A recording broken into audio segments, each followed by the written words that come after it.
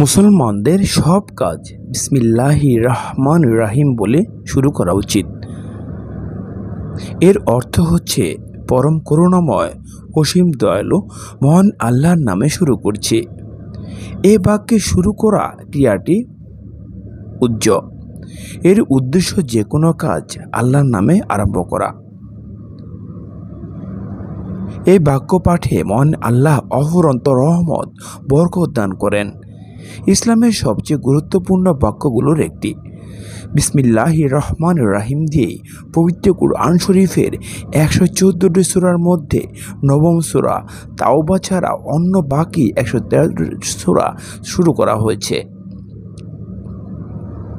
পবিত্র কুরআনের সূরা তাওবা ছাড়া সব সূরার শুরুতে বিসমিল্লাহ লিপিবদ্ধ রয়েছে।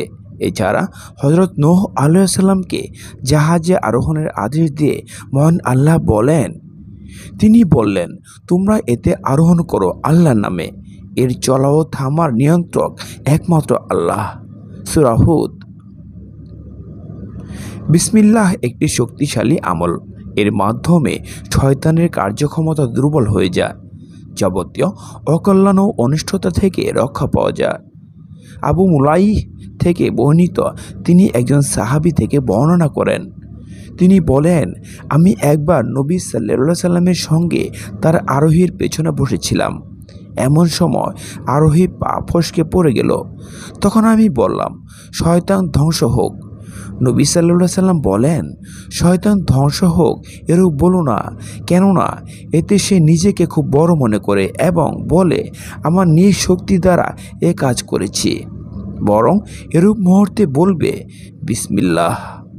এতে সে অতি ক্ষুদ্র হয়ে যায়, এমনকি মাছি সদৃশ হয়ে যায়। নবী সাল্লাল্লাহু আলাইহি সাল্লামের কাছে প্রথম ওহী নাজিলের সময়ও এ উত্তম বাক্য পড়ানো হয়েছিল। সাহাবী হযরত আব্দুল্লাহ ইবনে আব্বাস রাদিয়াল্লাহু আনহু বলেন, হযরত জিবরাইল আলাইহিস সালাম সর্বপ্রথম মুহাম্মদ সাল্লাল্লাহু আলাইহি সাল্লামের প্রতি যা অবতীর্ণ করেছেন তা হচ্ছে, জিবরাইল আলাইহিস সালাম বলেন, হে মুহাম্মদ, আপনি আশ্রয় চান?